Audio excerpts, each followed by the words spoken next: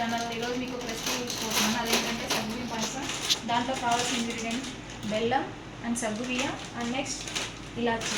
ఇప్పుడు ఫస్ట్ బాగా మీరు వాటర్ చూస్తారండి మరిగినాయి. ఈ మరిగిన వాటర్లో లైట్గా సగ్గుబియ్యం వేసుకోవాలి. మనకు కావాల్సిన అన్నీ వేసుకోవాలి.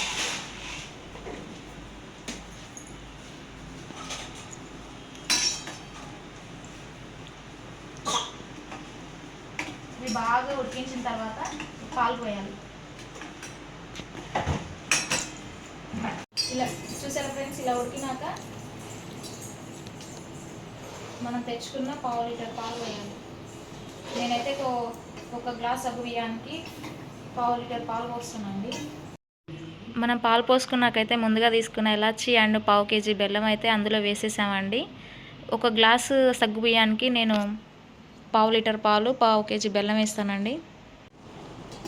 హాయ్ ఫ్రెండ్స్, ఈ సగ్గుబియ్యం పరవాణం చేసి వారానికి ఒకసారైనా పిల్లలకు పెట్టండి.